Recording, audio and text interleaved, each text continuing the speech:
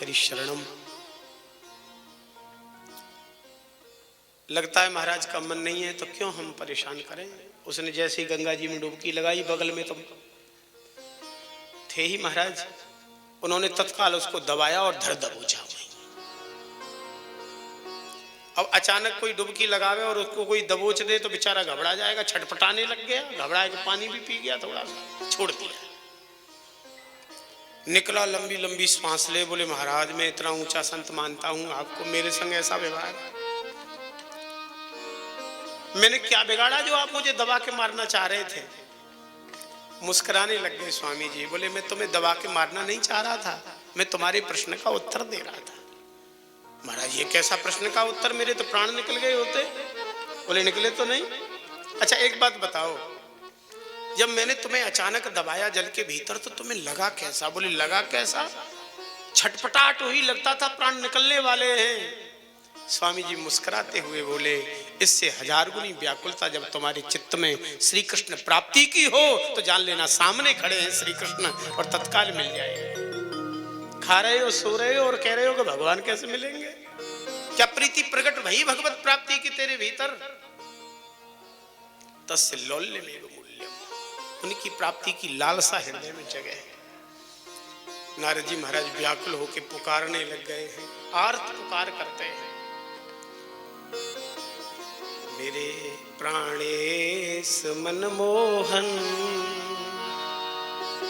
तुम्हें ढूंढूं कहां जाकर, मेरे प्राणेश मनमोहन तुम्हें ढूंढूं कहां जाकर, बड़ा बेचैन हूँ तुम मुझे देखो यहाँ, बेचैन हूँ तुम बिन मुझे देखो यहाँ कर, तुम्हारी याद आते ही बड़ी आंसू की लग जाती, तुम्हारी याद आते ही झड़ी आंसू लग जाते, फिर दिल में आता है कि मर जाऊं जहर खा, कि मर जाऊं जहर खा, मेरे प्राणेश मनमोहन तुम्हें ढूंढूं कहाँ जाकर, तुम्हें ढूंढूं कहाँ जाकर, ऐसी व्याकुलता हो और खोज हो उनकी। जब प्राप्ति की व्याकुलता हृदय में प्रकट होती है ना तो इतना रुदन होता है और ऐसी व्याकुलता, ऐसी छटपटाहट होती है कि घंटों घंटों नहीं दिनों दिन अहर्निश नेत्रों से आंसू बहता है और उनकी याद सताती है। हरि शरणम। नारद जी महाराज कहते हैं आकाशवाणी ने कहा तुम इस देह का त्यागन कर दो, अगले कल्प में ब्रह्मा जी की गोद से तुम्हारा जन्म होगा, नाम नारद होगा, मेरी अनपायनी प्रेम लक्षणा भक्ति तुम्हें प्राप्त होगी और मेरी भी प्राप्ति हो जाएगी। नारद जी कहते हैं व्यास जी मैंने अपने चरित्र को इसलिए बताया कि कहां मैं गंधर्व और पतित होके दासी पुत्र बना और पुनः भक्ति करते करते आज देवर्षि नारद बन गया। भगवान ने मुझे अपनी वीणा दे दी, उस वीणा के तारों को जैसे मैं छेड़ता हूं सर्वेश्वर प्रियतम नारायण सामने प्रकट हो जाते हैं। देवदत्ताम इमाम वीणाम स्वर ब्रह्म विभूषिताम मूर्छयित्वा हरि कथाम गायमानश्चराम्यहम्। मैं अपने चरित्र को इसीलिए नहीं सुना रहा हूं कि मेरा आदर करो, लेकिन स्वम स्वम चरित्रम शिक्षेरन पृथिव्याम सर्वमानवाः। कहने एक तो होता है कहने का उपदेश और एक होता है आचरण करके दिखाने वाला उपदेश। मैं अपने चरित्र के द्वारा शिक्षा दे रहा हूं। बाल्मीक नारद घटयो, बाल्मीक नारद घटयो, बाल्मीक नारद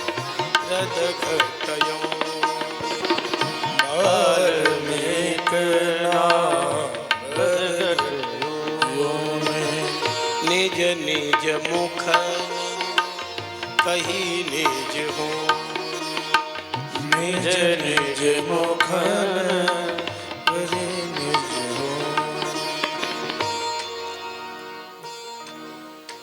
4 श्लोकों में नारद जी महाराज ने भागवत का उपदेश भगवान व्यास को दिया। उसी के आधार पर इन्होंने 18,000 श्लोक वाली भागवत तैयार कर दी और कालांतर में श्री सुखदेव जी महाराज को पढ़ाया। तत्काल प्रश्न कर दिया सौनक जी ने, भगवान सवई निर्वृत्ति निरता सर्वत्रोपेक्षको मुनि कस्य वा बृहति मेता महात्मा रामः समभ्यश। निर्गुण निराकार में परिनिष्ठित रहने वाले सुखदेव जी फिर उस ध्यान योग समाधि ज्योति को के ध्यान को छोड़ के श्री कृष्ण की लीला कथा में क्यों लगे?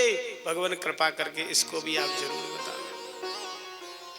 श्री सूत जी कहते हैं, आत्मा रामाश्च मुनयो निर्ग्रंथा अप्युरुक्रमे कुर्वन्त्यु हेतुकीं भक्तिं मिथ्यं भूत गुणो हरि। हे सौनकादिशियों, बड़े बड़े अमलात्मा परमहंस महामुनिंद्र भी जब तक ही उनका चित्त उस निर्गुण ज्योति का ध्यान करता है, जब तक नंद नंदन की मुस्कुराहट और मुरली नहीं सुनी है तब तक। और एक बार इनकी दिव्य मुस्कुराहट को देख लेना तो बड़े बड़े ऋषि बड़े बड़े मुनियों का चित्त इनमें लग जाता है। इनके गुण ही ऐसे हैं ना। लखी जिन लाल की मुस्कान, भगवत रसिक जी का वाक्य है, पद है, लखी जिन लाल की मुस्कान तिन्हि बिसरी वेद विद जप योग संयम ध्यान नियम व्रत आचार पूजा पाठ गीता ज्ञान भगवत रसिक दृगदयी ऐसी ऐच के मुख म्यान लखी जिन लाल की मुस्कान। एक बार जिनको देख लिया वो फिर किसी काम के रह थोड़ी जाते हैं। अहर्निश इन्हीं के चिंतन इन्हीं का रूप ध्यान बनता है। अरे मुनि ऋषियों की बात छोड़ दो, ये तो ऐसे लीलाधारी है, ये किसको कब खींच लें यही पता नहीं है इनका। इनका नाम ही कृष्ण है ना, खींचने वाले हैं ना। एक पठान था, काले खां नाम था उसका। काले घोड़े पर बैठ करके विचरण करता, बड़ा श्रीमंत था। एक बार विचरण करते हुए काले खां करौली के तरफ गया, बड़ी भीड़ लगी थी। अचानक पूछा, ये भीड़ कैसी? तो किसी ने कहा, शरद पूर्णिमा में हमारे मदन मोहन जी का सुंदर दर्शन हो रहा है आज रास बिहारी के रूप में, बड़ा सुंदर दर्शन है। तो बड़ी तेजी से हंसने लग गया ये पठान काले खां। बोला कवा, कैसे विचित्र बात है, अरे उस ईश्वर का कोई रूप थोड़ी होता है, हमारा खुदा तो बिना नूर वाला है। ये हिंदू कैसे कहते हैं हमारा खुद, कहते बड़ा सुंदर उनका दर्शन है, तो चलो आज इनके उस भगवान का दर्शन कर ही ले। भीड़ तो थी ही, घोड़ा को दूर खड़ा किया और आया, भारी भीड़, आगे जाना बड़ा मुश्किल हो गया। इसको सोच रहा था कि बड़ा आकर्षण होगा, इतनी भारी भीड़ लगी है, लोग पीछे हट ही नहीं रहे। जैसे तैसे भीड़ को चीरते हुए आगे गया और जैसे ही भगवान के ऊपर इसकी नजर पड़ी, महाराज नजर गड़ गई इसकी, देखते ही रह गए, पलक गिरना बंद हो गए, टकटकी लगा के निहारने लग गया। अब तो अचानक निकला इसके मुख से, या खुदा क्या नूर है। बगल में खड़े हुए व्यक्ति ने सोचा कि ये खुदा वाला कौन आ गया कि या खुदा क्या नूर है। लोगों को क्या पड़ी भाई, अच्छा मंदिर में जाओ तो चरणामृत तो पुजारी देते ही देता है। जैसे पुजारी चरणामृत देने आया कि किसी ने कहा कि हाथ बढ़ाओ आगे, हाथ जैसे ही आगे किया तो उस बेचारे को क्या पता था, काले खां पठान को, उनके इबादत की जगह पे जब वो लोग जाते हैं तो इस प्रकार से उल्टा हाथ धोने की विधि उन लोगों के यहाँ रहती है। उसने सोचा होगा शायद यही कोई ऐसी विधि हो रही है, तो उसने वो चरणामृत का जल लिया और ऐसे ऐसे कर दिया। अरे महाराज पुजारी ने देखते ही नाराज, अरे ये आ गया कोई विधर्मी, मारो धक्का भगाओ इसको। अब उसको धक्का देने लग गए पीछे के तरफ लोग, लेकिन ऐसा रूप का नशा उनकी आंखों में बसा कि अब हटे ही नहीं, भीड़ को एक तरफ कर दे और सामने फिर आके खड़ा हो जाए, टकटकी लगा के निहारे। लेकिन लोग भीड़ के सामने उस बेचारे अकेले काले खां की चलती कहां, मार धक्का बाहर कर दिया। स्थिति ये हुई कि काले खां बाहर तो हो गए, लेकिन नंदनंदन बाहर नहीं हुए। नेत्रों के माध्यम से नंदनंदन श्याम सुंदर ऐसे हृदय में बस गए और फंस गए कि बेचारा काले खां की तो विचित्र दशा हो गई। आंख बंद करे तो वही मंद मंद मुस्कुराती मुरली वाली छवि उनके हृदय में बसी हुई है, और आंख खोलता है तो भीड़ नहीं दिख रही है, वही दिख रहे। सब कुछ छोड़ दिया, एक वृक्ष के नीचे बैठ गया और व्याकुल होकर रोने लग गया, पुकारने लग गया, छीन लिया मेरा भोला सा मन, राधा रमण प्यारे मदन मोहन। खाना पीना सब छूट गया राम जी। इधर हमारे प्रियतम श्री कृष्ण ने देखा कि इतना रूप का रसिक मैंने कोई देखा नहीं भाई, कई दिन हो गए भूखा प्यासा, एक ही टक रट लगा रखी है, हा मदन मोहन, हा मदन मोहन। विचार किया है कि अब तो इसको दर्शन देना ही पड़ेगा और कुछ खिलाना भी पड़ेगा, नहीं तो बेचारे के प्राण रहेंगे कैसे। आ जाए इधर। मंदिर में स्वर्ण थाल था जिसमें भगवान का भोग लगता था। थाल रखा गया, तुलसी दल छोड़ के पुजारी बाहर आ ही जाते हैं, पर्दा बंद कर दिया जाता है। हमारे प्रियतम मदन मोहन ठाकुर ने तत्काल उसी थाल को उठाया और पहुंच गए काले खां के पास। काले खां तो व्याकुल रोता जाए और मदन मोहन पुकारता जाए। ठाकुर जी ने बड़ी मधुर वाणी में कहा, काले खां क्यों चिल्ला रहे हो, आंख तो खोलो, मैं आ गया हूं। जैसी आंख खोली, त्रिभुवन सुंदर को निहारा, निहारते रह गया, पलक गिरना बंद हो गया। क्या मेरा स्वप्न तो नहीं है? नहीं नहीं, मैं प्रत्यक्ष तुम्हें खिलाने आया हूं, ले भोजन करो, कई दिन के भूखे हो ना मेरी याद में। महाराज अब कुछ भी अच्छा नहीं लग रहा है आपके अलावा, केवल आप मेरे सामने बैठे रहो, यही देखता रहो। जैसे ही खिलाया, खिलाने का अवसर आया कि मंदिर में पुजारी की एक नियम होता है कि इतने देर तक हम, बाद में फिर ताली बजा के जाया जाता है। तो जैसे ही ताली बजा के पुजारी अंदर गए तो थाल ही नहीं है मंदिर में। अच्छा, उधर क्या हुआ कि उधर थाल न रहे कोई बात नहीं, ठाकुर जी भी नहीं रहे तो ज्यादा मुश्किल की बात होती। पुजारी मंदिर में गया, भगवान झटपट अंतर्धान होकर मंदिर में आना पड़ा। काले खां फिर व्याकुल होकर रोने लग गए, कहां गए, कहां गए, कहां गए। इधर जब थाल नहीं मिला है तो लोग खोजते हुए गए हैं। पठान काले खां के पास में वही थाल है, उसको क्या मतलब था चांदी और सोने के थाल से, वो तो केवल भगवान को ही पुकार रहा था। पुजारियों ने कहा कि देखो ये बहुत धूर्त है, ये चुरा ले आया है, और खूब पिटाई करी। पिटाई का भी असर नहीं, वो तो जितनी पिटाई हो उतनी हा मदन मोहन, हा राधा रमण, हा राधा रमण चिल्लाएंगे। इधर से जब पंडा पुजारी लौटे हैं तो भगवान ने पट बंद कर लिए अपने, खोले ही नहीं मंदिर। लोग हाहा खामे। मंदिर से आवाज हुई, मेरे रूप से प्रेमी भक्त पठान काले खां को आप लोगों ने पीटा है, वो मेरा जितना प्रेमी है उतना प्रेम तो तुम्हारे भीतर भी नहीं है। अगर मुझे प्रसन्न करना चाहते हो तो पालकी में बिठा करके उसको लाओ और मेरा दर्शन कराओ, तब मंदिर खुलेगा। यही हुआ। आज भी करौली में जब जाएंगे तो मंदिर के सामने ही एक झरोखा है, जिस झरोखे से अपलक नेत्रों से दर्शन करते थे काले खां जी, और वहीं आज उनकी समाधि बनी हुई है। इत्थम भूत गुणो हरि। सूत जी महाराज कहते हैं, हे सोनकाद ऋषियों, इनके गुण ऐसे अद्भुत हैं, इनका रूप ऐसा अद्भुत है, एक बार जिस किसी ने देख लिया वो फिर किसी काम का रह नहीं जाता। भगवान सुखदेव जी जहां बैठ करके ध्यान करते थे, उसी स्थल पर भगवान व्यास जी के कुछ शिष्य गए और उन्होंने भागवत के श्लोकों का गायन किया। वेणुगीत के अंतर्गत का एक श्लोक बड़ा प्रसिद्ध है, हमारे वृंदावन के प्राय लोग इस श्लोक को याद रखते हैं।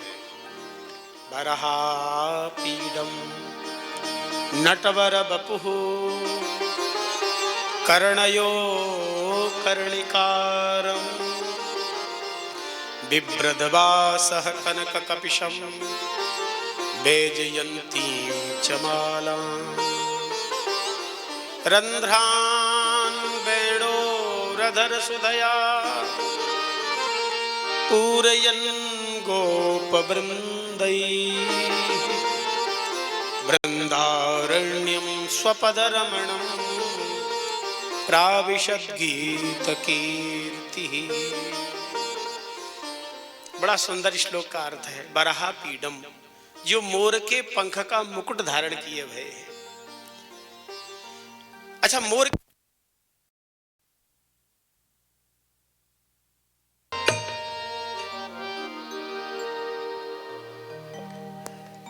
बरहा पीडम, मोर के पंख का ही मुकुट क्यों? एक तो मोर को बड़ा संयमी बताया गया है। जिस प्रकार से संसार की वृद्धि सब करते हैं, वैसा मोर की वृद्धि नहीं होती, उसकी पृथक है वृद्धि की। वो संयमी होता है, इसलिए भगवान कहते हैं जो अखंड संयमी होता है उसको तो मैं अपने मस्तक पर रखना चाहता हूं। दूसरा, एक वृंदावन के रसिकों का मधुर भाव। वह मधुर भाव यह है कि हमारे ठाकुर जी मोर बनकर के मोर कुटी पर नृत्य करते। आज भी बरसाने में मोर कुटी है ही। तो हमारी करुणामयी किशोरी जी स्वयं उस मोर का नृत्य देखने में बड़ा रुचि लगती। जाती प्रायः अपनी सहचरियों के संग। तो हमारे नटखट लीलाधारी ही दुनिया को नचाने वाले किशोरी जी के सामने नाचते। एक बार कुछ विलंब हुआ, ग्वाल वालों ने घेर लिया, पकड़ लिया। करुणामयी राधा रानी पहुंच गई। जब उन्होंने मोर नहीं देखा तो कुछ उदास होने लगी। एक मोर ने विचार किया कि जब तक प्रियतम श्री कृष्ण का आगमन नहीं होगा तब तक मैं ही नृत्य करता हूं, और जब तक अपने नृत्य को बंद नहीं करूंगा, जब तक करुणामय प्रियतम श्री कृष्ण आ नहीं जाएंगे। वो नाचना प्रारंभ कर दिया। लेकिन उस बेचारे मोर का कला भी सीमित और क्षमता भी सीमित थी, लेकिन फिर भी उसने नृत्य किया, बहुत भारी नृत्य किया। इतना नृत्य किया कि उसके पंख चारों तरफ बिखर गए। उसने नाचना बंद नहीं किया। हमारे प्रियतम ठाकुर जी प्रकट हो गए। मेरी करुणामयी किशोरी जी को इतना प्रसन्न करने की तुम्हारी इच्छा है, तुम्हारे पंख को तो मैं अपने मोर में, अपने मुकुट में स्थान दे देता हूं। भगवान ने उसी पंख के, उसी मोर के पंख को अपने मुकुट में लगा लिया। इसलिए बरहा पीडम।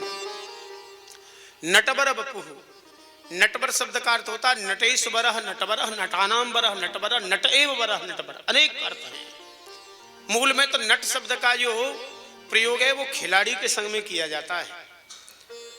कई बार देखा होगा आपने नटों का कैसा कैसा विचित्र विचित्र खेल। आज भी कई बार हम गोवर्धन की परिक्रमा करते हैं स्वामी जी, तो एक व्यक्ति ढोल बजाएगा और एक रस्सी बंधी होती है पतली, एक बांस उधर एक बांस उधर, और ऐसा कमाल होता है बच्चों का कि उस रस्सी के ऊपर हाथ छोड़ करके बच्ची चलती है। हमने देखा है कई बार।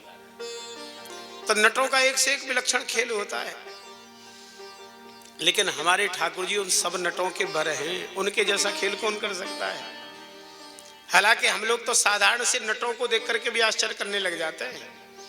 पहले हमने कई बार बचपन में खेल देखा कि लोग नोट प्रकट कर देते खेल। अच्छा, डुमडुमी बजाई और भीड़ इकट्ठी हुई, और फिर वह नट के संग में एक बालक होता था जमूड़ा। उस जमूड़े से नट पूछता था कि बताओ सामने वाले बाबूजी की जेब में कितने नोट हैं। तब तत्काल जमूड़ा आवाज देता था कि इतने 500 के हैं और इतने 100 के हैं, इतने 10 के हैं, इतने 20 के। निकालो तो उतने ही नोट निकलते थे। अब बताओ इसको कोई कम सिद्धि कहेंगे क्या? अरे ये तो साधारण सी बात है। एक घटना बता मैं नट की आपको। एक राजा के दरबार में कोई नट गया और कहा कि अन्नदाता मेरा कुछ खेल देख लो तो मुझे कुछ पुरस्कार मिले। तो राजा ने कहा कि नहीं नहीं, अब हम खेल देखने का कोई मन नहीं है, फालतू के ये खेल हैं, 2-4 खेल आते हैं नटों पे, कोई नया खेल होता तो देखते। बोले हुजूर आप आशीर्वाद दोगे तो वो भी हो जाएगा। तब तक अचानक क्या हुआ कि बड़ी तेजी से मारूबाजों की आवाज सुनाई पड़ी सबको, बड़ी तेजी से। नट ने हाथ जोड़े, बोले अन्नदाता महाराज राजन अब क्षमा करना, मुझे फुर्सत नहीं है खेल दिखाने की। अब जब कभी अवसर आएगा तो मैं खेल दिखाऊंगा, अब मैं जा रहा हूं। तो राजा ने कहा कहां? बोले ये सुन नहीं रहे हो मारूबाजे? ये मारूबाजे देवासुर संग्राम के। देवता और असुरों में बड़ी तेजी से युद्ध छिड़ गया है इस समय, और मुझे बुलाया गया है देवताओं ने सहयोग के लिए। तो महाराज मैं देवताओं के पक्ष से युद्ध करने जा रहा हूं, जब कभी आऊंगा। अच्छा मेरी एक विनती है। तो राजा ने कहा बताओ। बोले मेरी नटनी मेरे संग में है, मेरी पत्नी। महाराज ये बेचारी कहाँ रहेगी, संसार बड़ा बुरा है, इसलिए आपके चरणों में प्रणाम करके मैं कहता हूं कि मेरी पत्नी का आप आश्रय बन जाओ। कुछ दिन में लौट आऊंगा, मैं अपनी पत्नी को ले जाऊंगा, आपके घर में झाड़ू पोछा बर्तन करती रहेगी, जो सेवा करोगे करेगी, और आप इसको आश्रय दे दो कुछ दिन के लिए। राजा ने कहा कोई बात नहीं, राजा राजभवन में क्या कमी है। चलते चलते उसने फिर पुनः हाथ जोड़ के कहा महाराज एक विनती और करूं, नाराज ना हो तो। बोले बताओ। बोले महाराज मेरी पत्नी मुझे प्राणों से ज्यादा प्रिय लगती है। मेरी पत्नी बड़ी गुणवान और बड़ी रूपवान है। कहीं महाराज इसके गुण और रूप के ऊपर आप आकृष्ट होकर के इसको रानी बना लो तो महाराज मैं जी नहीं पाऊंगा। राजा बड़ा नाराज हुआ, कैसा धूर्त है, मेरी महारानी है तो तेरी नटनी की क्या कीमत मेरे उसके सामने। अच्छा हुजूर मैं जाता हूं। तब तक उसने एक अपनी झोली से सूत के धागे का पिंडा निकाला और ऐसे करके फेंका, सरर करके अपने आप ऊपर चलता चला गया। जैसे कोई रस्सी किसी में बांध के पकड़ के ऐसे मजबूती देखे, वैसे ही उसने धागे को देखा। बोले हुजूर मैं जा रहा हूं। अब उसी धागे को पकड़ के चढ़ने लग गया। लोग आश्चर्य कर रहे थे कि धागा टूट नहीं रहा है और इसका कोई आश्रय दिख नहीं रहा है, ये कहां टिका हुआ है। उसी धागे को पकड़ के चढ़ते चढ़ते गया। थोड़ी देर में वो धागा दिखना बंद और थोड़ी देर में वो नटका भी दिखना बंद हो गया और तेजी से मारू बाजे बढ़े। उस नटनी ने कहा भगवान मुझे महल की कोई सेवा, तो रानी की कोई सेवा बता दी, वो सेवा में चली गई। थोड़ी ही देर बाद देखा कि एक उसी नट का हाथ कट के नीचे गिरा, दूसरा हाथ कट के नीचे गिरा, दोनों पैर और धड़, और थोड़ी देर बाद में सिर भी आया, अलग अलग सब टुकड़े। लोग सोच रहे थे कि देखो कैसा विचित्र नट है, बेचारा युद्ध में मारा गया, लगता है वीरगति को प्राप्त हो गया। इधर सूचना प्राप्त होते ही तो नटनी छाती पीटे रोवे और उस अपने पति के शरीर के टुकड़े समेट करके उसने अपने गोद में रख लिए। बोले मैं सती होंगी। राजा ने बहुत समझाया तेरे योगक्षेम की पूरी व्यवस्था राज्य से होगी, क्यों चिंता कर रही है। नहीं नहीं मैं मरूंगी, मैं जलूंगी। बहुत रोकने पर भी एक नहीं सुनी और दरबार में ही वो बैठ गई। अग्नि लाना नहीं पड़ा उसको, अपने हाथ को ऐसे उसने रगड़ा, आग प्रकट कर ली और सबके देखते देखते अपने पति के शरीर के टुकड़े अपने गोद में रख करके और जल गई, राख हो गई थोड़ी देर में। लोग सोच रहे थे भाई गजब का वीर मिला और गजब की सती मिली। नटनी जैसी यौन जाति में और ऐसा सतीत्व के आग प्रकट करके जल गई। लोग थोड़ी चर्चा कर ही रहे थे, उसी समय देखा कि वो धागा फिर उतरा ऊपर से नीचे और थोड़ी ही देर में देखा कि उसी धागे का सहारा लेकर के वो नट सामने आ गया। थोड़े से घाव घाव उसके बने हुए थे। लंबी सांस ली और राजा को प्रणाम करके कहा हुजूर मेहनत बहुत पड़ गई लेकिन देवताओं की विजय हो गई। अब मैं भारी थक गया हूं महाराज, मुझे जाने की अनुमति मिले, मेरी पत्नी को बुला दो, कहाँ है, मैं जाना चाहता हूं। इतना सुनते ही तो राजा ने कहा तेरी पत्नी अब कहाँ रखी है, अभी अभी वो तो तेरे संग में सती हो गई। इतना सुनते ही तो वो रोने लग गया। बोले अन्नदाता आप राजा हो, ऐसा वाक्य न कहें, मैंने पहले ही कह दिया था अपनी पत्नी के बिना मैं जी नहीं पाऊंगा। आपने लगता है मेरी पत्नी को महारानी बनाने का निश्चय तो नहीं कर लिया कहीं। सुनते ही राजा बड़े नाराज हुए। बोले पूरी सभा के सामने तुम्हारा शरीर कट गया, टुकड़े हो गए, वो जल गई। अरे बोले महाराज ये सब व्यर्थ की बात, मैं आपके सामने खड़ा हूं, मैं कहां कट गया, मैं कहां मर गया। तो राजा को इतना जोश आ गया कि अगर तेरी पत्नी अब नहीं मिल सकती, बोले मिल जाएगी, आपके भवन में मिल गई तो बोले मैं राज्य सौंप दूंगा पूरा तुझे। तो उसने कहा महाराज राज्य की हमें राज्यवाज नहीं चाहिए, मुझे तो अपनी पत्नी चाहिए, बस मैं अभी बुलाता हूं। तत्काल उसने एक ढपली थी वो बजाई बड़ी तेजी से और ढपली बजा करके कहा छबीली। तो थोड़ी ही देर में ठुमका लगाती भाई छबीली सामने आ गई सजी धजी। लोग देख करके आंख फाड़ के देखें, बोले भैया ये कौन सा चमत्कार, अभी अभी सती हो गई और अभी अभी सामने आ गई। अब उस नट ने राजा को प्रणाम किया और कहा राजन आपको खेल कैसा लगा, कृपा करके इतना बता दो केवल। आप कह रहे थे ना नया खेल दिखाओ, तो खेल अच्छा लगा हो तो कुछ पुरस्कार मिल जाए। हमको आपका राज्य वाज्य नहीं चाहिए, हम तो नट हैं खेल दिखाने वाले। तो ऐसे ऐसे भी नट होते हैं, लेकिन ये साधारण नट हैं। हमारे आराध्य भगवान तो नट बर हैं, नटेश बरह नट बरह। ऐसा ऐसा महाराज पूरे ब्रह्मांड का खेल उन्हीं का तो है।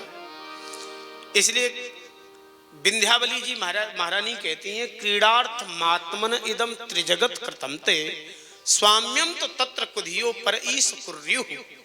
आपने पूरे ब्रह्मांडों का निर्माण अपने खेलने के लिए किया है। इसलिए एक विनती करें आप सबको, हम अपने आराध्य भगवान के खिलौना हैं।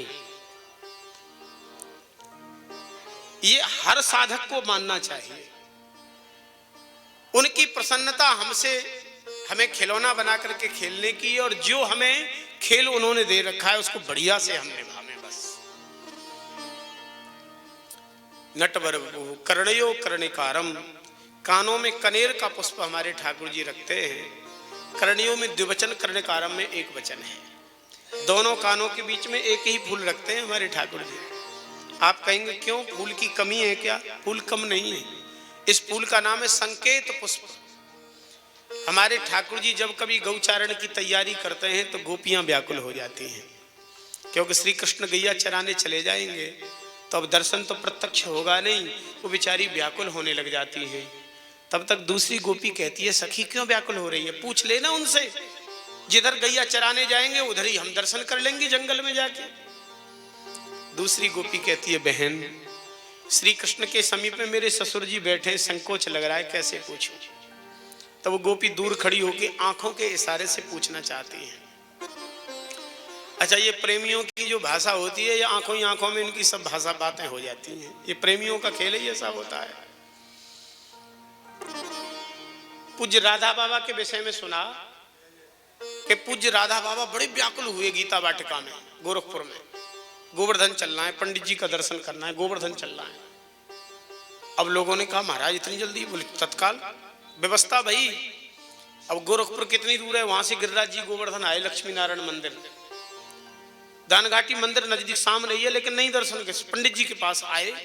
अच्छा, पंडित जी बैठे थे, राधा बाबा आए, प्रणाम किया एक दूसरे ने एक दूसरे को, और एक दूसरे को टकटकी लगाए कि थोड़ी देर तक देखते रहे। न पंडित जी कुछ बोले, न पूज्य राधा बाबा बोले। अब राधा बाबा ने कहा, चलो अब हो गया हमारा सत्संग, सब बातें हो गई हमारी। लोगों ने कहा, गजब की बात है, इतनी दूर से हम सबको लाए और आपने उनको देखा, उन्होंने उनको देखा, और टकटकी लगाए कि देखते देखते का हो गया हमारा सत्संग, और चलो। तो गोपियों ने भगवान की तरफ देखा, इशारे से ही पूछना चाहा, किधर जाओगे प्रियतम? भगवान ने सोचा भाई इशारे की बात इशारों में ही होनी चाहिए। भगवान ने ऐसे फूल दिखाया और इस कान पर रख लिया। गोपियां समझ गई कि आज हमारे प्रियतम की ये दशा रहेगी, गैया चराने वाली। कभी इधर जाना होता तो उसी फूल को उठा करके हमारे ठाकुर जी इस कान पर रख लेते, तो गोपियां समझ जाती है कि आज हमारे प्राण सर्वस्व इस दिशा में गैया चराने के लिए जा रहे हैं। आपस में चर्चा करने लग जाती हैं, चलो सखी वहां चालिए जहां बसे ब्रजराज, गौरस बेचत हरि मिले एक पंथ दुई काज। कर्णयो कर्णिकारम बिभ्रदवासः कनक कपिसम, सजल मेघ के समान जिनकी अंग कांति है, और तपे हुए सोने के समान पीतांबर इनके श्रीअंग पर शोभा पा रहा है। बैजंती माला धारण किए हुए हैं, रंधान बैणोह रधर सुधया। अच्छा, हमारे ठाकुर जी की जो माला है ना, ये भी कोई साधारण फूलों की नहीं है। भक्ति के 5 रसों का वर्णन है, शांत, दास्य, सक्ष, वात्सल्य और श्रृंगार। ये 5 रसों के जो भक्त होते हैं ना, वही भगवान की माला बन के भगवान के हृदय में पहुंच जाते हैं। शांत रस के जो भक्त हैं ना, वो भगवान के श्वेत रंग के फूल बनते हैं।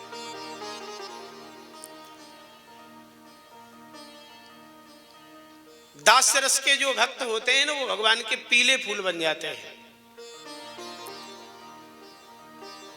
सक्ष रस के जो प्रेमी भक्त होते हैं, दास रस के जो प्रेमी भक्त होते हैं, वह हरे बन जाते हैं। लाल रंग के गले में पहुंच जाते हैं। अच्छा, इस माला की विशेषता है, माला को हमारे ठाकुर जी धारण करने के बाद उतारते नहीं हैं। भक्तमाल में कहते हैं, धारी उर प्यारी कि हूँ करतन न्यारी, और देखो गत न्यारी ढर पायन कुमाई है। जैसे ही सुखदेव जी महाराज ने इस रूप माधुरी के श्लोक को सुना, व्याकुल हो गए। तब तक दूसरे ही क्षण उन्होंने विचार किया कि बहुत से सुंदर तो बहुत होते हैं, लेकिन स्वभाव बहुत अच्छा नहीं होता। एक विनती करें, रूप की अपेक्षा स्वभाव की महिमा ज्यादा अच्छी है। स्वभाव बहुत अच्छा होगा तो दीर्घ तक काल तक निभ जाएगा, और स्वभाव अगर ठीक नहीं होगा तो बिल्कुल नहीं निभेगा। आप सबसे विनती करें, हमारे आराध्य जैसा स्वभाव तो किसी का हो ही नहीं सकता। गोस्वामी जी कहते हैं, अस स्वभाव कहूं सुने हूं न देखे, केहि खगेश रघुपति समलेख। ऐसा स्वभाव किसी का नहीं हो सकता।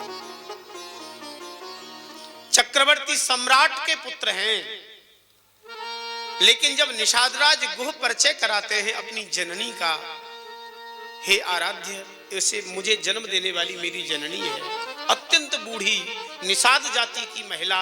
हमारे आराध्य राम जी दौड़ करके प्रणाम करते हैं और कहा, मां, निषाद राज गुह मेरा सखा है, मैं आपके चरणों को छू करके प्रणाम करता हूं।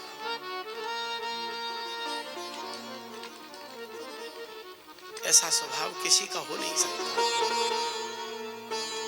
अस स्वभाव को सुने न देखे। अच्छा, एक और विनती कर दें, इनके स्वभाव का हृदय में बोध हो जाए ना, तो भजन फिर करना नहीं पड़ता, बनने लग जाता है।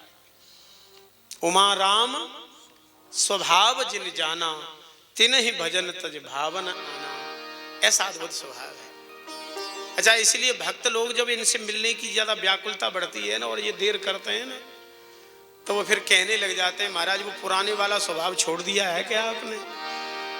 जो गिद्ध के संग में आपने व्यवहार किया, गणिका के संग में जो व्यवहार किया, अरे सबरी के खोज खोज के सबरी का घर पूछ पूछ करके आप पहुंचे, क्या अब वो स्वभाव आपका नहीं रहा है क्या?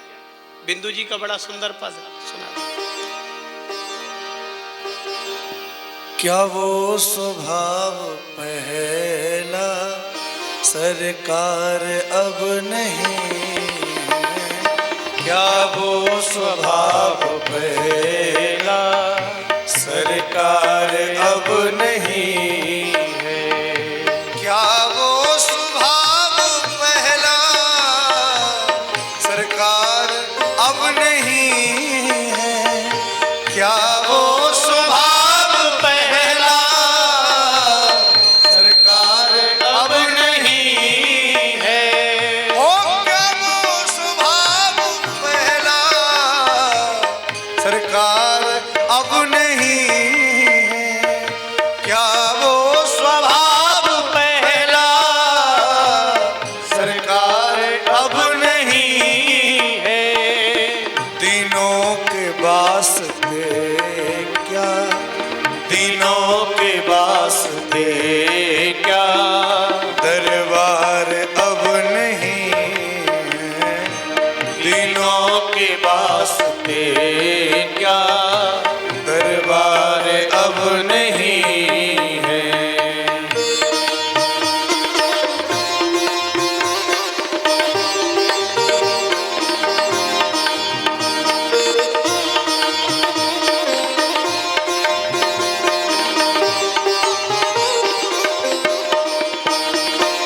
क्या तो दयालु मेरी दृढ़ दीनता नहीं? या तो दयालु मेरी दृढ़ दीनता नहीं है? ओ या तो दयालु मेरी दृढ़ दीनता नहीं है? या तो दयालु मेरी दृढ़ दीनता नहीं है? या दीन की तुम्हें ही, या दीन की तुम्हें ही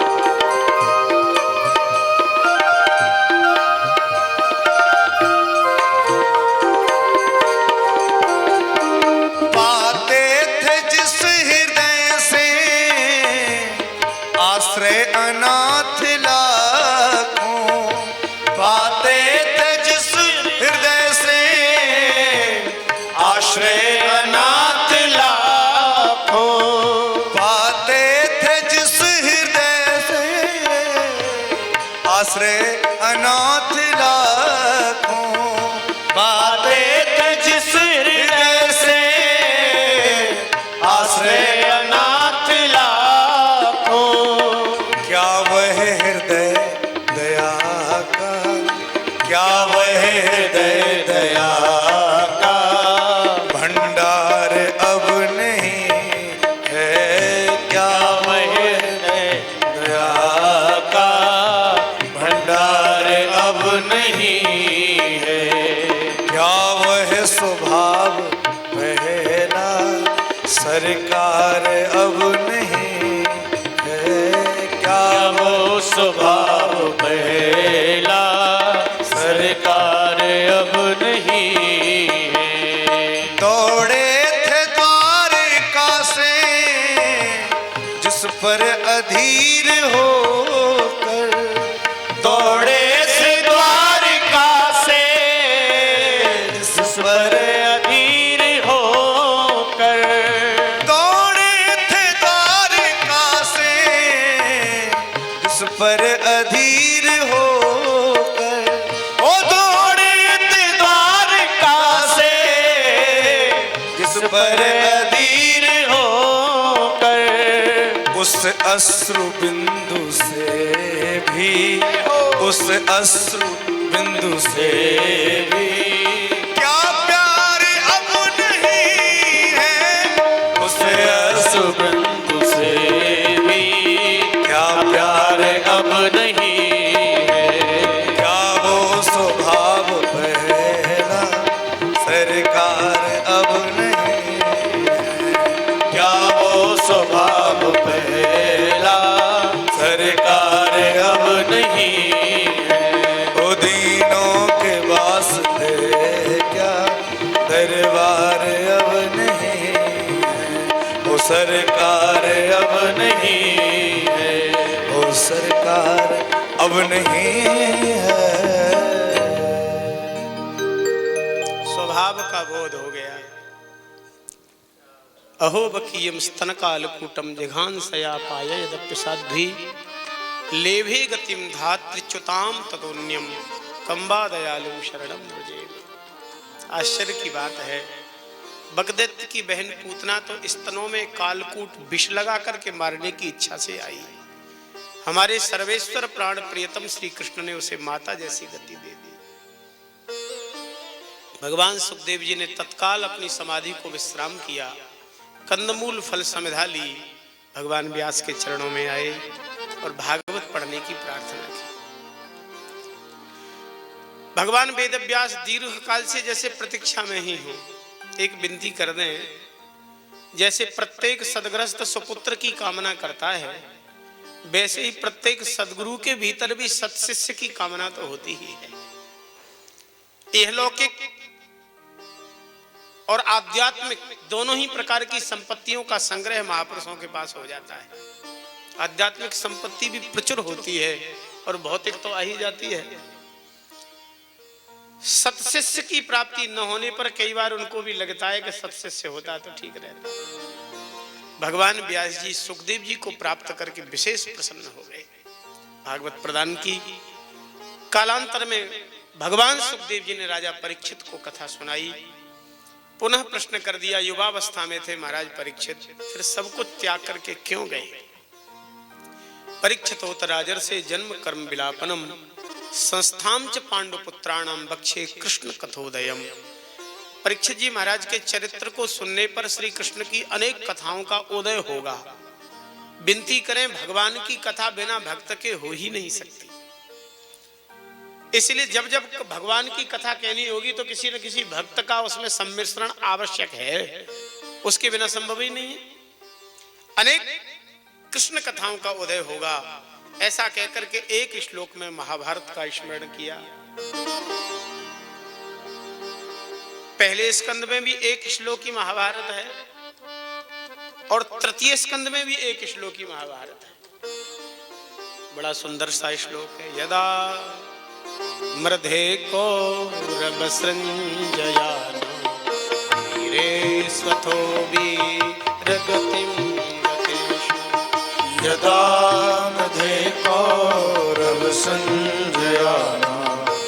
वीरे स्वथो वीरगतिं गतेषु। त्रिकोदरागे जगदा विमर्श गदा विमर्शो अग्नोरुदण्डे धृतराष्ट्रपुत्रे अग्नोरुदण्डे धृतराष्ट्रपुत्रे। यदा मृधे कौरव संजयानाम। श्री सूत जी कहते हैं सोनकाद ऋषि उन दिनों की बात है जब श्री कृष्ण की कृपा से पांडव विजय श्री के तरफ हो गए। 99 कौरव मारे जा चुके थे, प्रायः संहार सबका हो गया। दुर्योधन, कृपाचार्य, कृतवर्मा और अश्वत्थामा ही केवल शेष बचे थे। आत्मरक्षा के लिए सरोवर के जल को मंत्रों से बांध करके दुर्योधन छुप गया। सिंहासन पर बैठना चाहते थे युधिष्ठिर, भगवान ने रोक दिया। एक प्रतिद्वंदी जब तक मौजूद है, आप राज्य प्राप्त करके निश्चिंत हो जाएं, वो षड्यंत्रकारी कोई सेना का संग्रह कर रहा हो, कहे तो दुर्योधन अपनी हार स्वीकार कर ले या वो वीरगति को प्राप्त हो जाए। कहां खोजें भगवान, तो भगवान खोजते हुए सरोवर के किनारे लाके खड़ा कर दिया और कहा भीम गर्जिए, क्योंकि अभिमानी स्वभाव का दुर्योधन तुम्हारी गर्जना सहन नहीं कर सकता। दुर्योधन ने गर्जना की, अरे नीच, अपने 99 भाइयों का वध कराने वाले, आतताई, कुल के नाश कराने वाले, कहां छुपा है? महाराज वो ललकार सुनकर के सामने आ गया गदा लेके युद्ध करने। दाऊ जी आए थे इस युद्ध में मध्यस्थता निभाने, अंतिम जैसे होता है ना क्रिकेट आदि में होता है, तो ये तो फाइनल से भी अंतिम फाइनल ही था, सब कुछ ही था, इसके बाद तो कुछ था नहीं। दाऊ जी महाराज मध्यस्थता कर रहे थे कि शिष्य हमारा भी है दुर्योधन, हमने सिखाया है गदा युद्ध। हमारे ठाकुर जी ने कहा शिष्य भले ही आपका है, लेकिन इसके भीतर जो शिष्य के गुण होने चाहिए वो नहीं है महाराज। यही हुआ, पूरे पराक्रम से भीम भी प्रहार कर रहे थे, दुर्योधन भी प्रहार कर रहा था, लेकिन निर्णय कुछ हो ही नहीं रहा था। श्री कृष्ण कृपा से भीम तो वज्र थे ही, और ये भी अपनी मां की कृपा से वज्र जैसा ही हो गया था। भगवान की तरफ देखा है, भगवान ने जंघा का इशारा किया, जंघा की जगह इसकी कच्ची रह गई थी, मात्र दृष्टि से बच गई थी। जैसे ही प्रहार किया, जंघा विदीर्ण हुई, खून की उल्टी करता हुआ गिर पड़ा। दाऊ जी नाराज हो गए, गदा युद्ध के नियमों का उल्लंघन कर डाला है आपने, इसलिए भीम इसका तुम दंड के अधिकारी हो। अब दाऊ जी महाराज माने शेष भगवान, शेष फूंक मार दें तो पूरा ब्रह्मांड जल जाए। अब वो शेष ही नाराज होने लग गए तो पांडव बेचारे कांपने लग गए। भगवान ने कहा तुम बिल्कुल चुप हो जाओ, क्योंकि तुम कुछ भी बोलोगे मामला बिगड़ जाएगा, तुम्हारे तरफ से बोलने वाला मैं खड़ा हूं ना। अच्छा, ऐसा होता ही है प्रायः कोर्ट में, अधिवक्ता एक वकालतनामा पर साइन कराता है अपने क्लाइंट का, वो कहता है कि महाराज जो कुछ बोल रहे हैं हम बोलेंगे, झूठ साच, ऐसी ऐसी कहानी गढ़ देते हैं जो थी ही नहीं कभी, लेकिन उसकी फीस देनी पड़ती है उनको। हमारे ठाकुर जी ने कहा कि मैं केवल प्रीति से प्रसन्न होने वाला हूं, पांडवों तुम्हारा मैं सदा ऋणी हूं। इसलिए हमारे ठाकुर जी ने पांडवों से जितनी प्रीति की है राम जी, इतनी कहीं लगता नहीं है। अपनी ईश्वरता को पूरी तरह से उठा करके धर दिया। दूत बनने में संकोच नहीं, सारथी बनने में संकोच नहीं, नौकर बनने में संकोच नहीं, दासी बनने में संकोच नहीं। आश्चर्य तो जब हुआ अर्जुन को कि अर्जुन की अचानक नींद खुली तो देखा कि हमारे आराध्य भगवान अपनी सैया पर नहीं है। दिन भर सारथी बनकर के जिन्होंने रथ हाँका और आप विश्राम नहीं कर रहे, गए कहां? तो टहलते हुए उन्होंने देखा कि हमारे आराध्य भगवान घोड़ों की मालिश करने लगे हैं, जो अर्जुन को धारण करते थे, उन घोड़ों की मालिश। भगवान ने कहा मौन हो जाओ पांडवों, मैं बोलूंगा। भैया आप धर्म अधर्म की चर्चा करते हो, मेरे कुछ प्रश्न हैं, बताओगे? मैं केवल इतना जानना चाहता हूं कि किसी वस्तु को धरोहर के रूप में किसी व्यक्ति के पास रख दी गई हो तो धरोहर सदा के लिए होती है कि धरोहर होती है? बोले धरोहर तो धरोहर है। बोले जिस राज्य सिंहासन पर धृतराष्ट्र विराजे हैं वो महाराज पांडु की धरोहर उनको मिली थी। उनके पुत्र के योग्य होते ही उनको सौंपना ही उनका धर्म था, लेकिन उन्होंने तो आज तक नहीं दी। दूसरा हमारा प्रश्न है, अपने चचेरे भाइयों को लड्डुओं में जहर खिला के बांध करके गंगा में फेंकना कौन सा धर्म है? बोले ये तो बहुत बड़ा पाप है। बोले इस दुर्योधन ने भीम के संग में किया था। और सुनने की इच्छा है, लाक्षा भवन में जलाकर के मारने जैसा दुष्प्रयास किया है इस दुर्योधन ने। बताओ वो कौन सा धर्म है? वो तो बड़ा अधर्म था। और सुनने की इच्छा है, केशव, इस महाभारत में नियम बनाए गए थे, उन नियम का एक नियम का पालन इन कौरवों ने नहीं किया है। और मेरी बात सुनोगे, जहां हमारे भारत में हमारे शास्त्रों में लिखा है, यत्र नार्यस्तु पूज्यन्ते रमन्ते तत्र देवता, जहां नारियों का आदर और सम्मान होता है वहां देवता भी प्रसन्न होकर के रमण करते हैं। और इसी क्रूर दुर्योधन के द्वारा याज्ञसेनी अग्नि के कुंड से प्रकट होने वाली महासती द्रौपदी के चीर का स्पर्श हुआ और चीर खींचा गया। बताओ वो कौन सा धर्म था? इन्हीं क्रूर कौरवों ने मिलजुल करके अभिमन्यु का वध कर दिया, बेचारे बालक का। ये कौन सा धर्म था? सुनते सुनते ही दाऊ जी एकदम मौन हो गए और बोले, कन्हैया, तुम्हारे सामने बहस करने की मेरी हिम्मत तो नहीं है, शास्त्रार्थ में कर ही नहीं सकता। क्या धर्म क्या अधर्म है इसका निर्णय भी तुम्हारे ही हाथ में है। थोड़ी देर के लिए आया और झमेले में पड़ा, कन्हैया मैं तो ये चला। दाऊ जी वहां से चले हैं, पांडवों को राहत मिली है। अब पांडवों ने हाथ जोड़ के कहा, केशव आगे क्या करना है हमें बताओ। एक तो युधिष्ठिर ने कहा कि मेरे चित्त में शांति सुकून नहीं है, क्योंकि अनेक नरसंहार हुए महाभारत युद्ध में। कई बार मैं सोते समय स्वप्न देखता हूं, हृदय विदीर्ण होने लग जाता है। तो हृदय में सुकून तो आ गया, राज्य मिल गया, वैभव मिल गया, लेकिन हृदय में सुकून नहीं मिला। और बहुत विनती पूर्वक कहें आप सबसे, चाहे जितना वैभव व्यक्ति को प्राप्त हो जाए, धन प्राप्त हो जाए, प्रतिष्ठा जय जयकार करने वाले हजारों लाखों लोग हो जाएं, लेकिन हृदय में शांति और सुकून नहीं है तो सब व्यर्थ है। और बहुत कुछ न हो, केवल केवल हृदय में सुकून शांति हो, तो उसके जोड़ तो उसका जवाब तो है ही नहीं। भगवान ने कहा, हम लोग सब लोग महर्षि मार्कंडे के आश्रम में चलेंगे और उनसे पूछेंगे गोत्र हत्या का परिमार्जन, इस सब का परिमार्जन क्या है। तो गए, महर्षि मार्कंडे से चर्चा हुई। इधर शिविर सुरक्षा में भगवान शिव नियुक्त थे। खोजता हुआ अश्वत्थामा आया, दुर्योधन से कहा कि मैं तेरा तुम्हारे शत्रुओं का गला काट देता अगर मुझे सेनापति बनाए होते तो। उसने कहा अभी बनाए देता हूं। रक्त बह रहा था उसका, उसी में अंगूठा लगाया और कर दिया तिलक। सोते हुए पांडवों के पुत्रों को उसने मार डाला।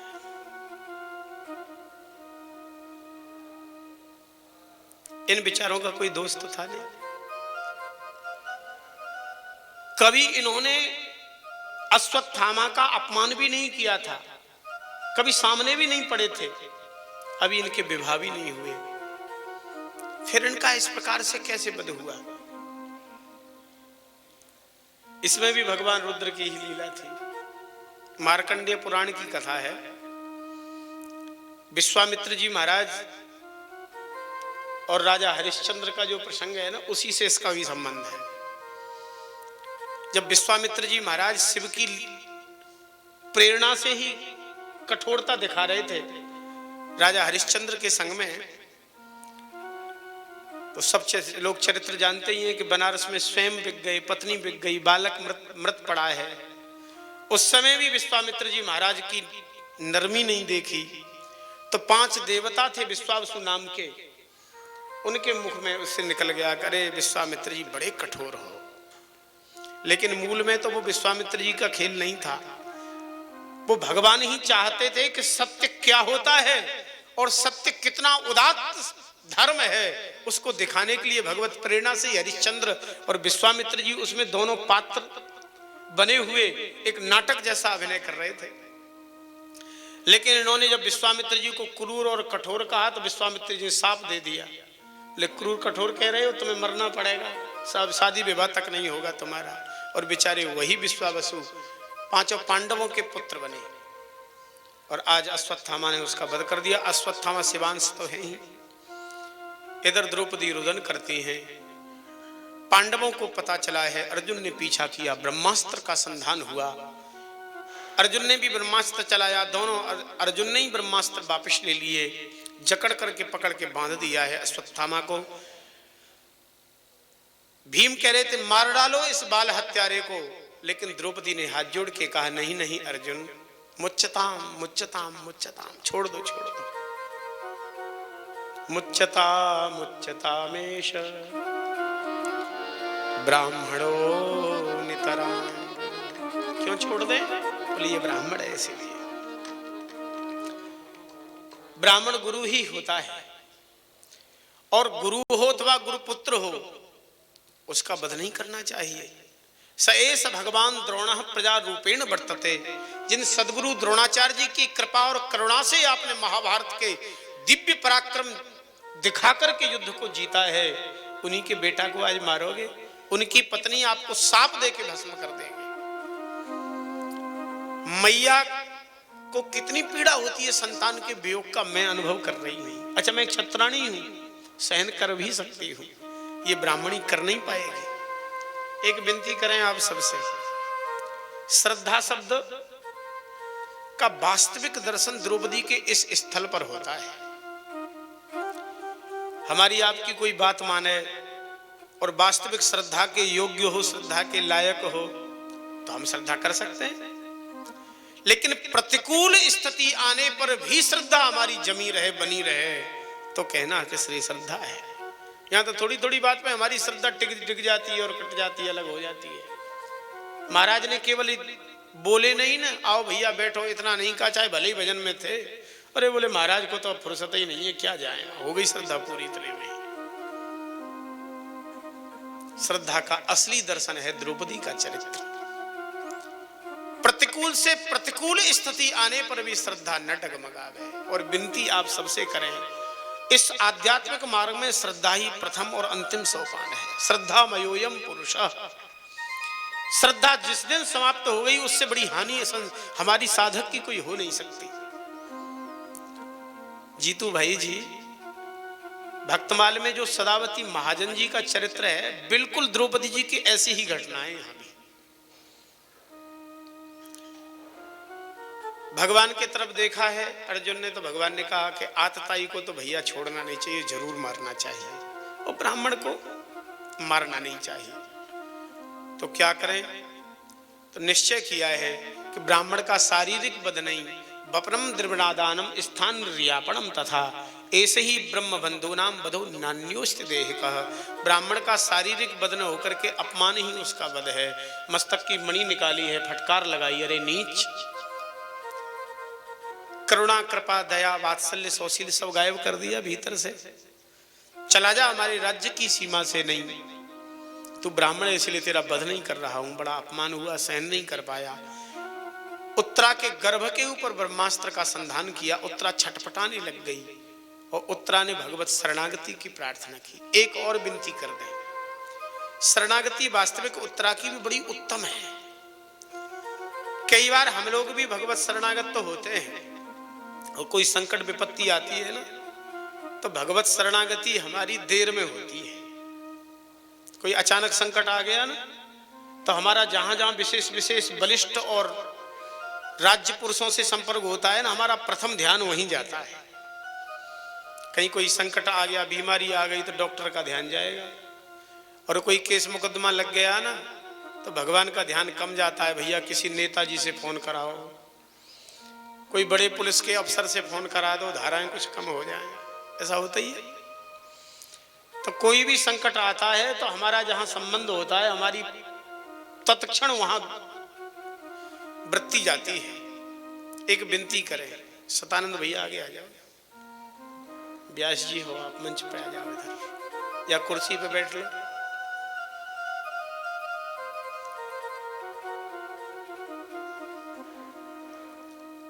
धनुर्धारी भीम भी हैं, वो ब्रकोदर भीम भी हैं, अर्जुन भी हैं, युधिष्ठिर भी हैं, और सासू मां मौजूद हैं। अच्छा, माताओं में कोई संकट की स्थिति आया और ऐसे संकट हो जो अंदर से संबंधित हो, तो संकोच में अपनी कम से कम सासू को तो बताती हैं कि मैं बहुत परेशानी में हूं। अच्छा, ऐसा होता होगा कि नहीं भैया? लेकिन वो सामने ही है द्रौपदी जी, उनसे नहीं कहा, श्री कृष्ण की शरणागति ली।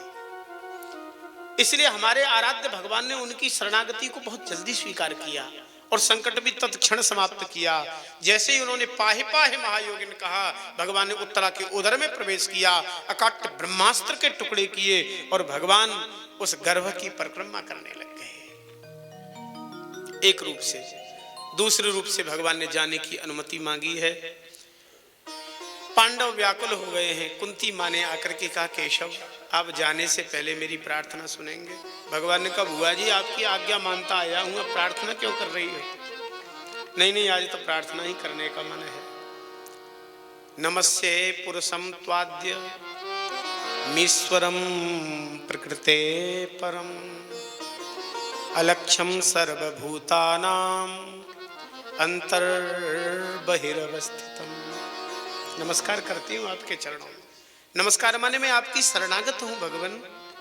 आप पुरुष हैं, पुरीषु शेते पुरुषा, आद्य पुरुष हैं, प्रकृति के स्वामी हैं। माया जवनिकाश्चन्न मज्ञाधोक्षजमव्ययम् न लक्ष्यसे मूढ़दृशा नटो नाट्यधरो यथा। जीव मात्र के बाहर भी और भीतर भी हो, ऐसा माया का पर्दा डाल दिया सर्वेश्वर आपने कि उस माया के पर्दे में आप ऐसे छुपे रहते हो, कोई नहीं जान पाता। उदाहरण बोले, जैसे काठ की कठपुतली को नट नचाता है पर्दे के पीछे से, वैसे ही पूरे ब्रह्मांड को नचाने वाले हो। उमादार जो सित की नाही, सब है नचावत राम गोसाई। मैं क्या जानूंगी, क्योंकि तथा परमहंसानां मुनीनां अमलात्मनां भक्ति योग विधानार्थम कथम पश्येमहि स्त्रियः। बड़े बड़े अमलात्मा परमहंस महामुनिंद्रों के भक्ति योग के विधान के लिए आपका अवतरण होता है। मैं आपको कैसे पहचानूं? अधम ते अधम, अधम अति नारी। बाकी मैं जितना जानती हूं उतना बताने का प्रयास कर रही हूं। भगवान ने को बताओ हुआ जी, जो जानती सो ही बता दो। कुंती जी कहती हैं, कृष्णाय वासुदेवाय देवकी नंदनाय च नंद गोप कुमाराय गोविंदाय नमो। जीव मात्र के चित्त को खींचने वाले सर्वेश्वर, मेरे भैया वसुदेव के लाला, देवकी को आनंदित करने वाले, हे इंद्रियों के स्वामी गोविंद, मैं आपको प्रणाम करती हूं। ठाकुर जी ने कहा, बुआ जी इतनी लंबी चौड़ी स्तुति कर रही हो, कुछ चाहती हो? बोले हाँ भगवान, इसीलिए तो मांग लो ना, क्या चाहती हो? कुंती जी ने जो वस्तु मांगी है निवेदन करें, इतिहास में लगता नहीं। माता कुंती कह रही है, विपदः सन्तु नः सस्व तत्र तत्र जगद्गुरो भवतो दर्शनं यत्स्यात् अपुनर्भवदर्शनम्। विपदाः सन्तु, विपद में बहुवचन, विपद विपदौ विपदाः, सदा विपत्तियां मेरे ऊपर बनी रहे। कभी दूर न शाश्वत विपत्ति चाहती है माता जी, बुआ जी। हे जगत गुरु,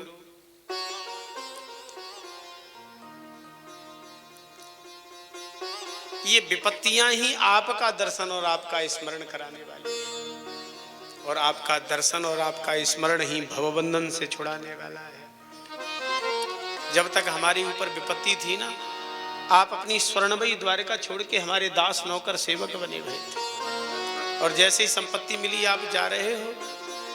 एक श्लोक में माता जी ने ऐसी ऐसी घटनाओं का वर्णन, एक ही श्लोक में पूरा महाभारत कह डाला। विशान महाग्ने पुरुषादर्शन दशरथ सभायां वनवास कृच्छ्रतः मृधे मृधे नैकमहारथास्त्रतो द्रोण्यस्य तस्याधरे विरक्षिता। बहुत सुंदर श्लोक। हमारे ठाकुर जी ने कहा कि बुआ जी आप संपत्ति मांगना चाहती हो, कह गई हो कि विपत्ति दे दो, वाचास्खलन हो जाता है कई बार। नहीं नहीं, समझ के मांग रही है। जब तक संपत्ति थी, विपत्ति थी, आप हमारे पास थे, संपत्ति आ गई तो जा रहे हो। वह सुख के माथे सिल पड़े जो नाम हृदय ते जाए, बलिहारी व दुख की जो पल पल नाम रटाए। बलिहार जाए उस दुख की जो अहरनिश आपके नाम का स्मरण कराने वाला हो। विपदो नैव विपदः संपदो नैव संपदः, विपद विस्मरणं विष्णो संपन्नारायण स्मृति। कह हनुमंत विपति प्रभु सो, हनुमंत विपति प्रभु सोए। कह हनुमंत विपति प्रभु सो,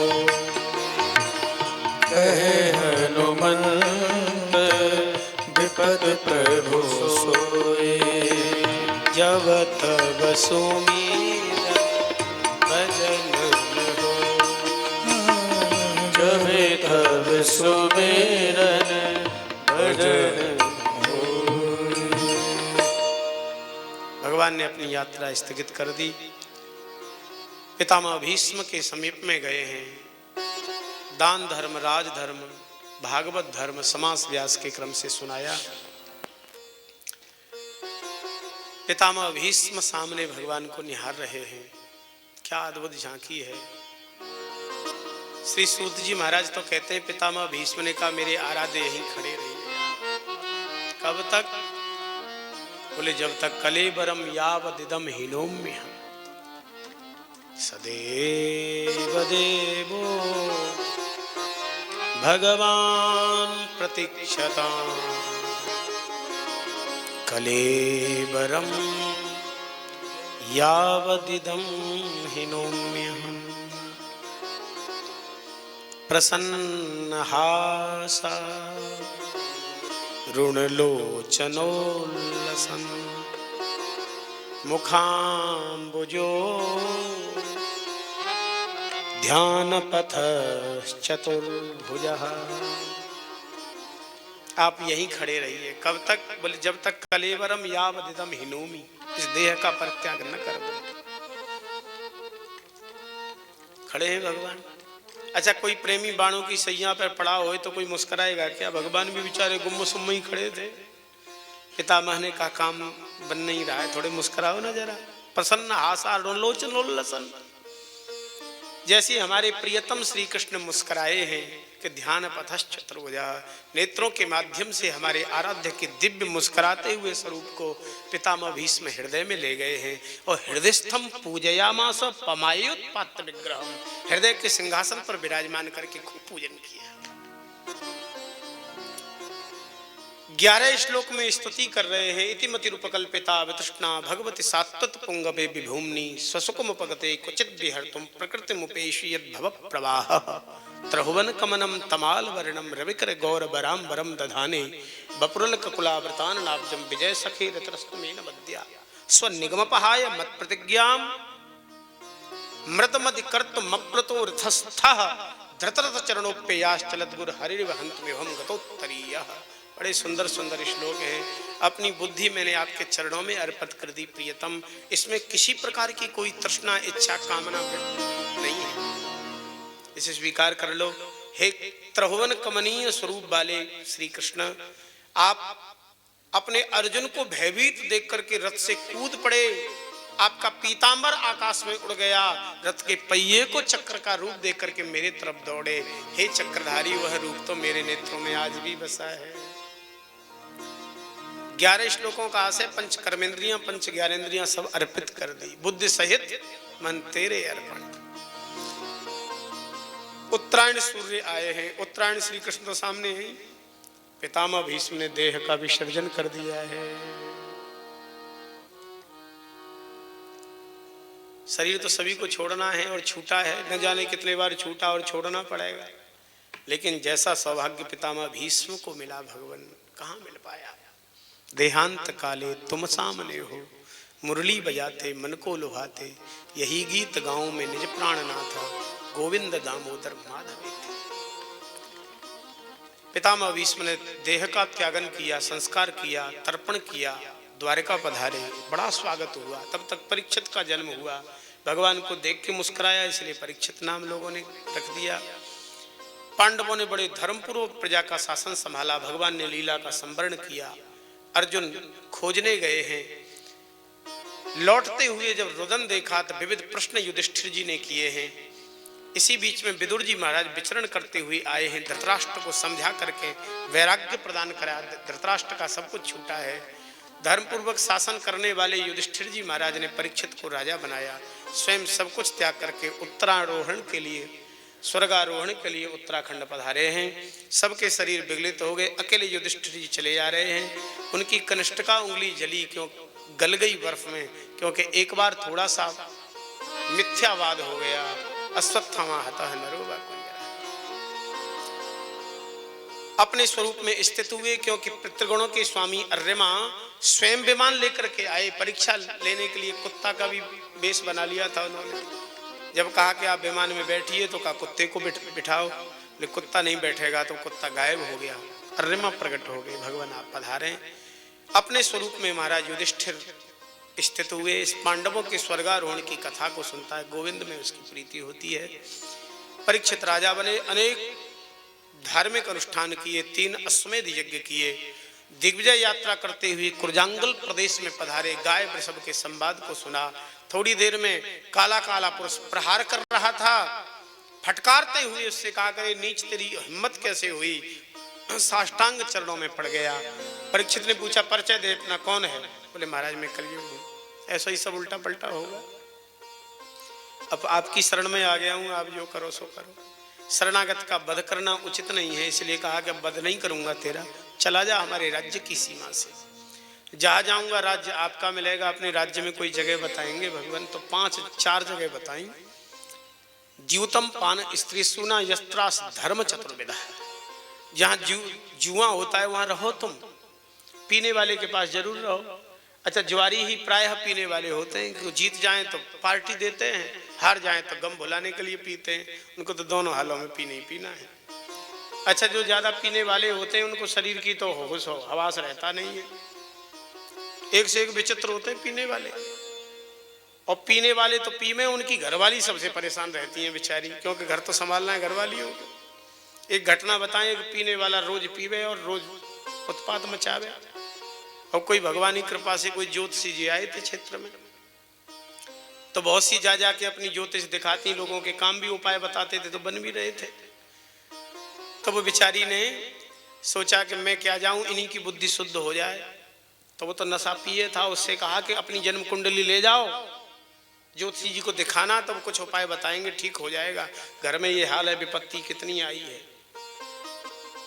तो वो किसी काम में व्यस्त थी, तो बोले कुंडली रखी कहाँ है। वो अलमारी में रखी है ना। और अलमारी में केवल कुंडली थोड़ी, और भी कागज बहुत थे। तो उसको तो नशा में होशी हवास नहीं था। उसने एक उठाई, जैसी कुंडली जैसी आकृति की, वो ले गया ज्योतिषी के पास। बोले महाराज हमारी कुंडली देखो। तो उसने खोला तो उसमें कहा तेरा नाम राम सिंह है। बोले महाराज आपने कैसे पहचाना। बोले लिखा है इसमें तेरे 2 बेटाएं हैं। बोले महाराज ये भी पता है आपको। बताया तो है ही नहीं हमने। तो बोले आज कल तुम 2 किलो चीनी और 3 किलो मिट्टी का तेल लाए थे राशन की दुकान से। अरे बोले महाराज ये कैसे पता चला आपको। ज्योतिषी जी ने वो फेंक करके उसकी खोपड़ी पे मारा। भले आदमी राशन कार्ड ले आया और कह रहा जन्म कुंडली देख लो हमारी। तुझे यही होश नहीं है कि ये राशन कार्ड है कि जन्म कुंडली है। नशा की सीमा है, उसका कोई चरित्र नहीं होता। और चरित्रहीन व्यक्ति भी कौन कब हिंसा उसके द्वारा हो जाए ये भी कोई पता नहीं है।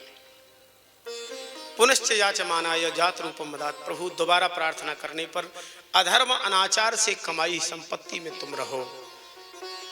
खजाने की सफाई हुई, स्वर्णमय मुकुट निकला, उसी को पहन लिया। वो जरासंध की अधर्ममयी संपत्ति से निर्मित था। कलयुग आके बैठा, शिकार करने का मन हुआ, नहीं मिली शिकार। श्रमित होकर लौट रहे थे, महात्मा समीक को समाधि में देखा, उनसे कहा गए महाराज जल पिलाओ। सबसे पहली तो यही भूल हो गई, महात्माओं को आज्ञा दे डाली। अच्छा, असुरों का और देवताओं का लक्षण गोस्वामी जी ने कहा, असुर तो हम बताए देते हैं, साधुन सो करवा वह सेवा, तिनके यह आचरण भवानी, सो जानो निश्चर संप्राण। संतों से जो सेवा करा में जान लो वो निश्चर ही है। मृत सर्प गले में डाला परीक्षा लेने के लिए, समाधि झूठी की सच्ची। संतों की परीक्षा नहीं लेना चाहिए। यहीं से कलयुग ने नाटक कराना प्रारंभ हुआ है। समीक मुनि के पुत्र संगी को पता चला, बाघ वज्रम विसर्ज, उन्होंने वाणी का वज्र चलाया, इतलंघित मर्यादम तक्षक सप्तमी हनि। 7वें दिन तक्षक नाग डसले।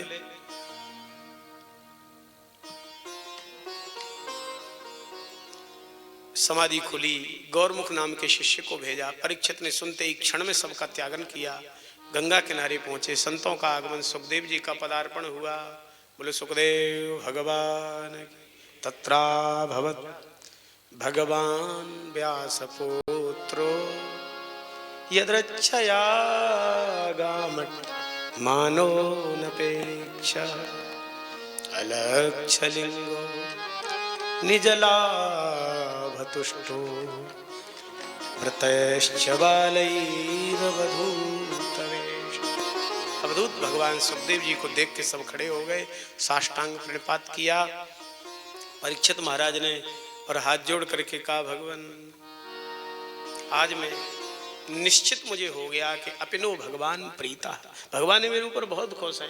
तब तो आपका संतों का दर्शन हुआ, आपका कोई स्मरण कर ले घर पवित्र हो जाए। हमको तो चरण भी स्पर्श मिल रहे हैं, दर्शन भी हो रहा है, पाद शौचासनादि भी। अतः पृच्छामि संसिद्धिं योगिनां परमं गुरुं पुरुषस्य हि यत्कारं म्रियमाणस्य सर्वदा। बड़ा सुंदर प्रश्न किया परीक्षित महाराज। अभी हाथ जोड़ के पूजन कर रहे हैं, बैठे हैं। भगवान सुखदेव जी कथा सुनाने की मानसिकता में हैं, कथा यहीं विराम कर रहे हैं।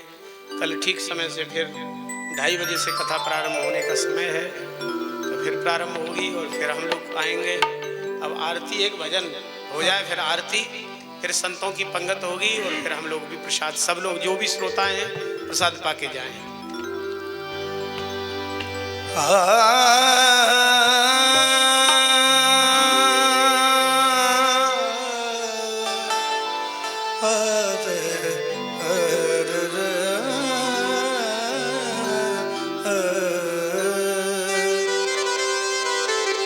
मेरी जिंदगी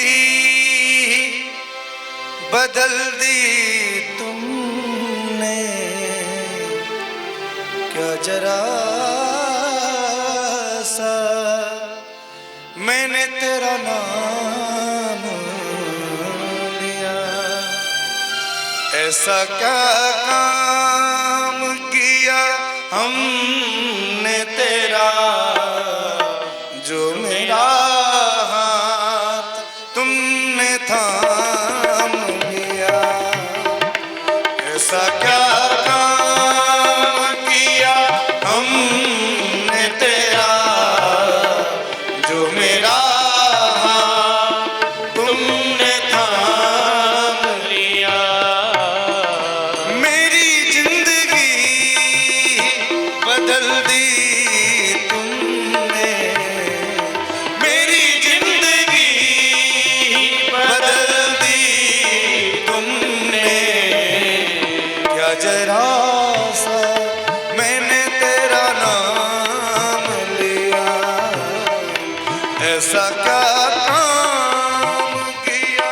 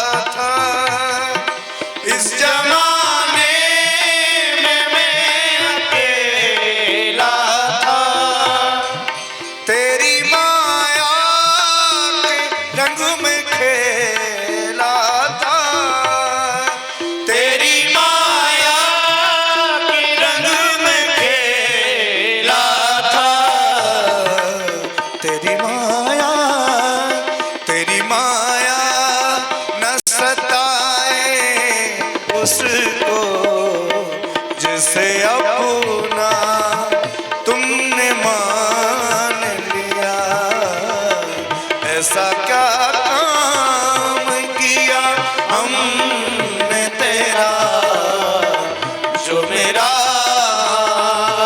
तुमने दाम लिया। मेरी जिंदगी बदल दी तुमने, मेरी जिंदगी बदल दी तुमने। क्या जरा सा मैंने तेरा नाम लिया, ऐसा क्या काम किया हमने तेरा, जो मेरा तुमने दाम। दिल दुखियों का तू सहारा है, दिल दुखियों का तू सहारा है। ओ डूबती नाव का किनारा है, डूबती नाव का किनारा है। तेरी एक नजर, तेरी एक नजर जो जिस पे पड़ जाए, फिर कभी भी उसे रोने न दिया।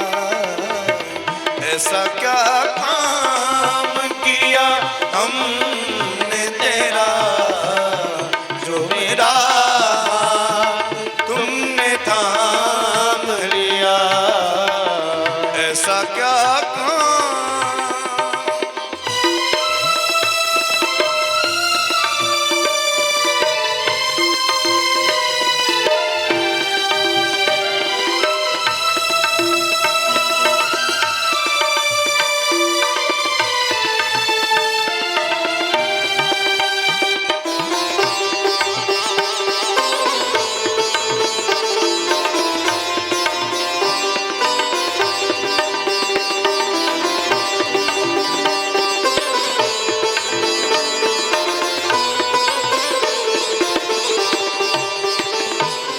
इतना कौन करता है किसी के लिए, इतना कौन करता है किसी के लिए। ओ जितना तूने कर दिया है मेरे लिए, जितना तूने कर दिया है मेरे लिए। मेरी हर खुशी, मेरी हर खुशी का इंतजाम किया। क्या जरा सा मैंने तेरा नाम लिया, ऐसा क्या काम किया हमने तेरा, जो मेरा तुमने दाम लिया। ओ जय राधे जय राधे, जय राधे जय श्री राधे। ओ जय राधे, सभी लोग गाइए बड़े प्रेम के साथ। जय राधे जय श्री राधे, ओ जय राधे जय श्री राधे, जय राधे जय श्री राधे, ओ जय राधे जय श्री राधे। जय राधे दोनों हाथों की सेवा करें। ओ जय राधे जय राधे, जय राधे जय श्री राधे। जय राधे जय राधे, जय राधे जय श्री श्याम राधे, श्याम श्याम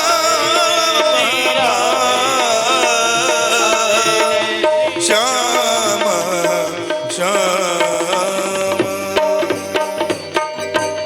हरि ओम चंद्रमा सूर्यादर्शो सूर्यो जातो रुद्रात्मा बख्श प्राण मुगाद क्रिया जाय दो। बांके बिहारी तेरी आरती गाऊं, बांके बिहारी तेरी आरती गाऊं, हे गिरधरी तेरी आरती गाऊं, हे गिरधर तेरी आरती गाऊं। चरणों से निकली गंगा प्यारी, चरणों से निकली गंगा प्यारी, जिसने सारी दुनिया तारी, जिसने सारी दुनिया तारी। उन चरणों के मैं दर्शन पाऊं, उन चरणों के मैं दर्शन पाऊं। श्री बांके बिहारी तेरी आरती गाऊं, श्री बांके बिहारी तेरी आरती गाऊं। और मुकुट माथे पे सोहे, मोरी मुकुट माथे पे सोहे, प्यारी